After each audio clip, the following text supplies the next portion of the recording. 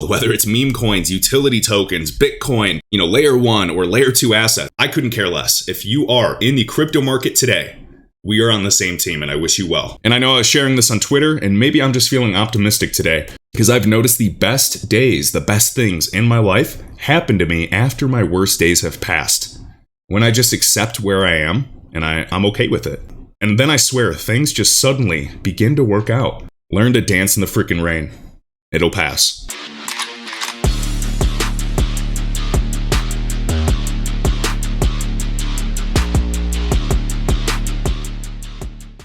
What is going on, guys? Kevin Cage here with another XRP and cryptocurrency update. This is going to be a super random video just covering Ripple XRP news, Bitcoin, the altcoin market, and crypto in general. So I hope you enjoy this one. So let's kick it off. We are on fiatleak.com. XRP, the XRP price chart is currently at $1.20. We can see a variety of corridors or a variety of countries with their fiat actually using XRP to send it. We can see the Korean won, the Singapore dollar. The TRY is the Turkish lira. You can actually just hold the cursor over it. And this is a remittance corridor that I'm definitely watching. If you guys did see what I was retweeting about the value of the Turkish lira today, we have, let's see, the Thai baht, the ZAR, this is the South African rand or the ZAR, Japanese yen, etc. So exciting to see this and cannot wait to see these corridors growing because remember, it is bidirectional. It can go both directions as well. And there's so many combinations mathematically that you can come up with even these countries below. Step into my time machine and we're going to go with some big news that just came out today. So we have Forte and Ripple the company form a $100 million fund for mainstream blockchain gaming. And I remember doing videos on this when it came out that day, announced a big deal with Ripple's Spring, it's X Spring or Spring, for their cryptocurrency platform to invest $100 million in game developers who make games based on blockchain tech. And of course, XRP is extremely efficient and definitely equipped to be integrated to be used as payments in the future. Highly efficient, highly scalable, and virtually no gas fees. Micro pennies. So 2019, Forte forms this fund. I also saw Miguel Valles sharing it. He was formerly the CME Group executive, former investor into the company Ripple, CME Group, of course, of precious metals. And funny enough, he even shared it, just, saying it comes full circle. And Miguel Valles was head of XRP markets, head of institutional markets for XRP back in the day. We are shared by Rated M Lifestyle. Do I need to spell this all out for you? It's all connected. HODL XRP. We're going to make it. Check this out. So taking it back to yesterday, Cosmos, Solana of Atom and Soul, their ventures join a $725 million Series B for crypto gaming platform Forte. This massive Series B round is backed by, let's see, investments from Andreessen Horowitz, who also invested in the Ripple. We have this group, and I'm not sure how to pronounce this one, and then Warner Music Group. Wow. And then back in 2020, Ripple partner Forte teaming up with game developers to integrate blockchain. Full circle. And of course, it's shared by Business Wire if you guys want to read a bit more about it. Interoperable blockchain gaming platform. And remember, the Cosmos platform is so equipped for the Internet of Blockchains to connect and essentially just allow interoperability. I highly recommend following Santiago Velez on Real Vision Finance. He's covering a lot of stuff with Forte that I've seen. Forte platform status, 40 plus game developers, cool. 15 million plus players across partner games. In May, they raised $185 million in their Series A and had a $1 billion valuation. Today's announcements bring Forte's total capital raised to more than $900 million in 2021 alone. That is very powerful, and let me tell you, they have a head start compared to many other groups. And please remember the initial $100 million fund with Ripple.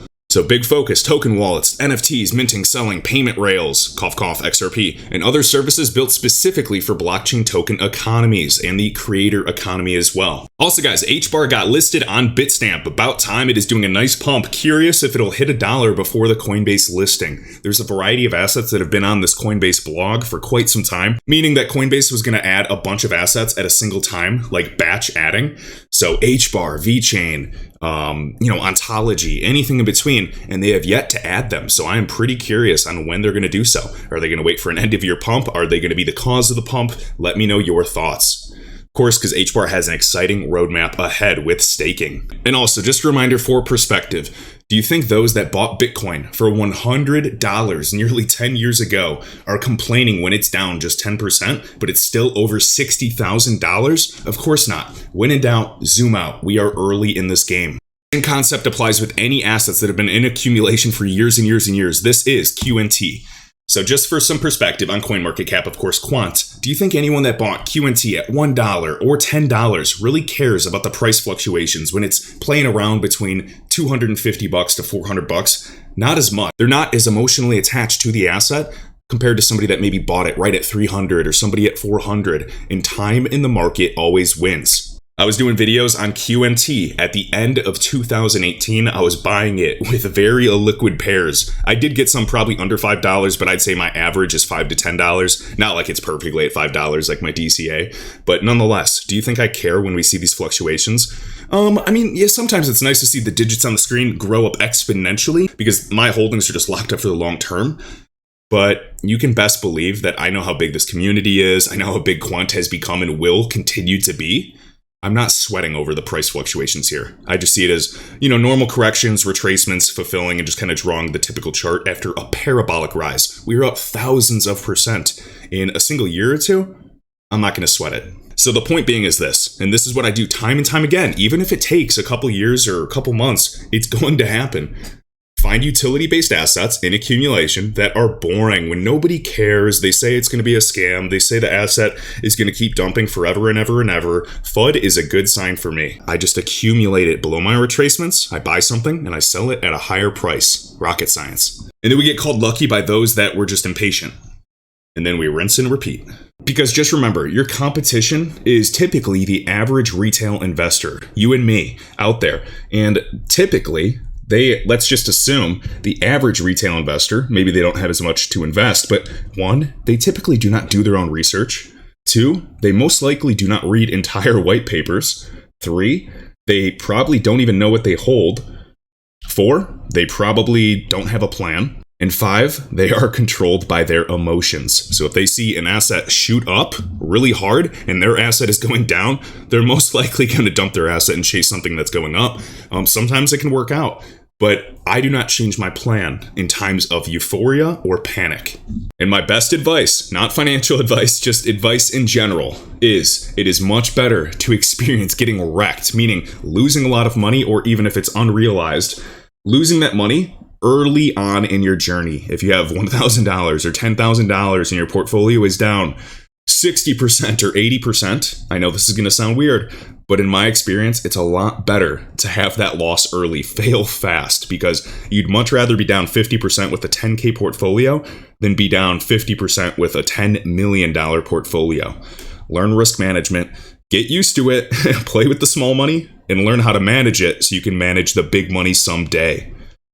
So, in hindsight, I am extremely happy for all the mistakes, all the losses that I encounter to this day, because it is preparing me for the future. So fail fast and keep learning. And I know I was sharing this on Twitter, and maybe I'm just feeling optimistic today, because I've noticed the best days, the best things in my life happen to me after my worst days have passed. When I just accept where I am, and I'm okay with it. And then I swear, things just suddenly begin to work out. Learn to dance in the freaking rain. It'll pass. Also, XRP Dare and I laughed at this. Sometimes I give scammers random 12 words and just insist that they are the correct words, his seed phrase to get into his wallet. #scam the scammers. Next up by Yahoo News, banks have added 1,000 crypto jobs since 2018 and are reportedly offering 50% bumps in pay to woo talent as digital assets boom. This continue to grow. Let's see, Goldman Sachs, 82 crypto professionals. We got JP Morgan with 63, Wells Fargo at 74, Fidelity 68.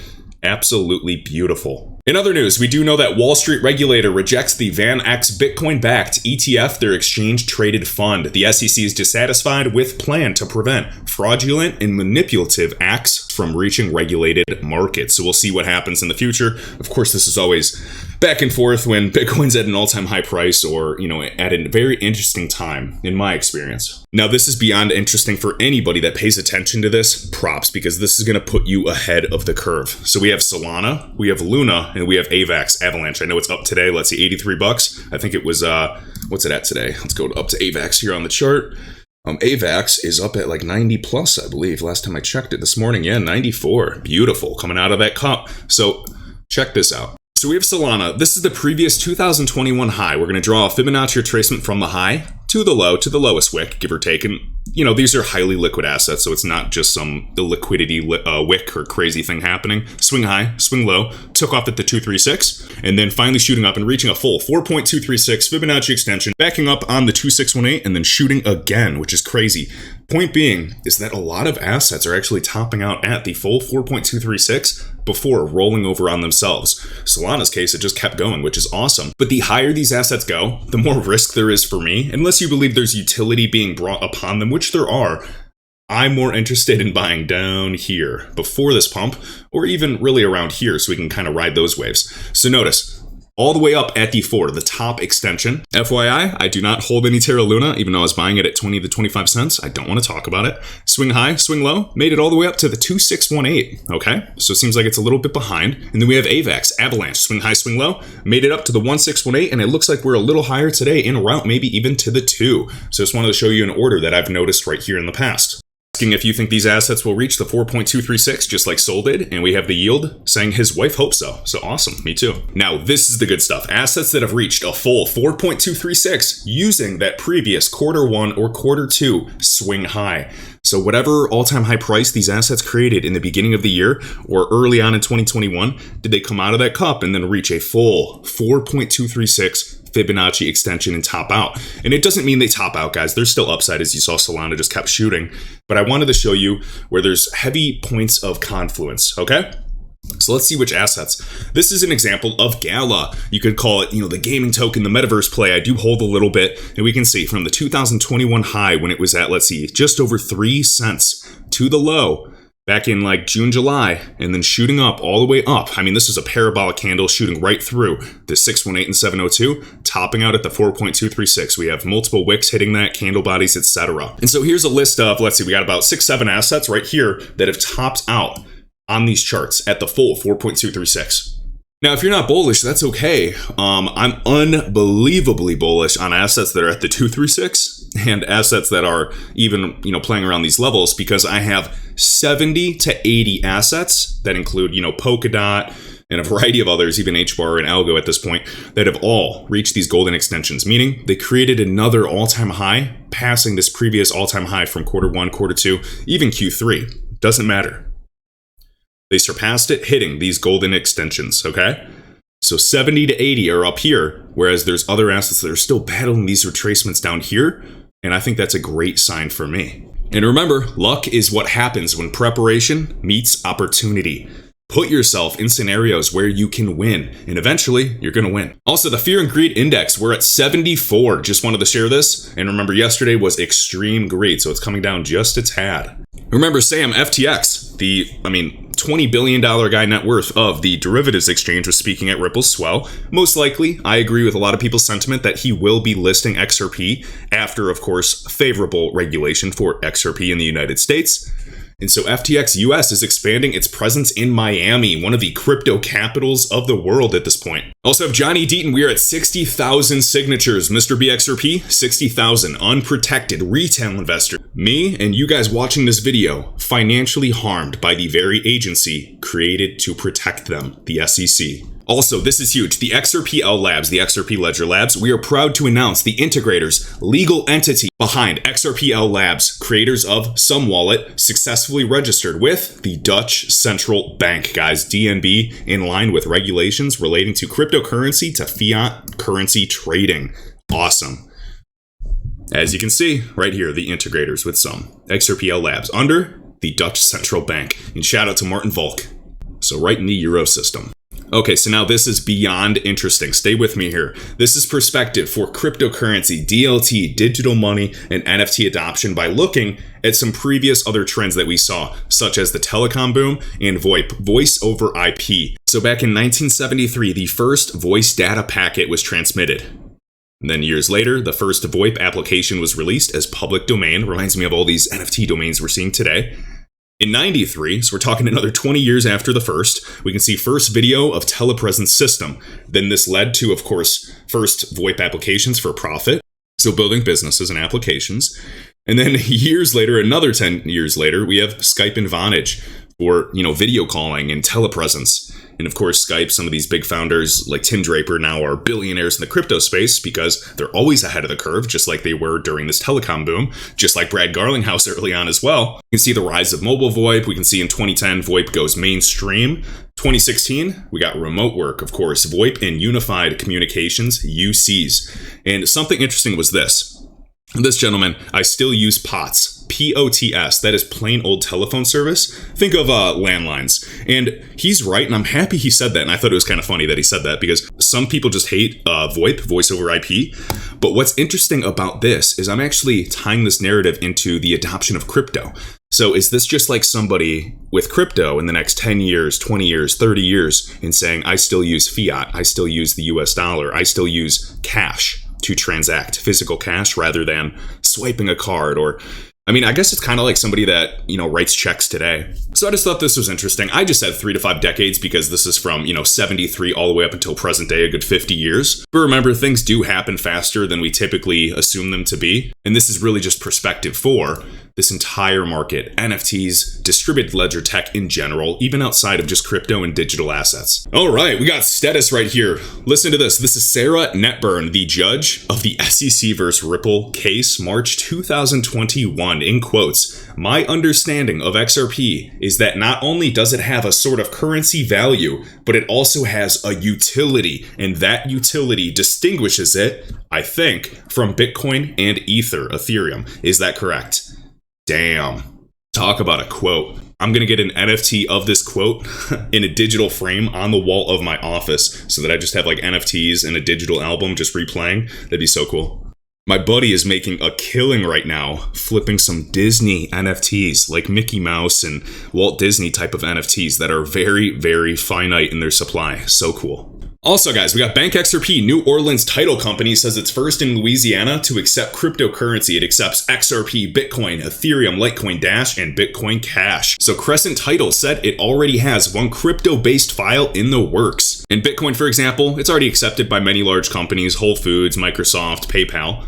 So just the beginning, and wait until they open up the doors for a variety of other digital assets. Friendly reminder, guys, if you are in the crypto market, no matter what digital asset you hold, whether it's meme coins, utility tokens, Bitcoin, layer 1 or layer 2 assets, I couldn't care less. If you are in the crypto market today, we are on the same team, and I wish you well. Last but not least, guys, retailers, including myself, are distracted sometimes by current price. That's all we look at. But for longevity, we have to be focused on the underlying technology, the underlying fundamentals, the underlying volume and utility of said network. And we're all going to look like we're lunatics right now because we are still speculating in a fully speculative asset class. But the idea is that when utility comes, it will raise that ground floor, and eventually utility will start pushing the price up higher than speculation could have alone. It'll keep the ground floor, so it'll never go below a certain price. I don't know how far out we are from there, and yes, I know we all seem like lunatics now, but it does remind me of those of us that saw value in the early internet days before many companies were even building applications on it.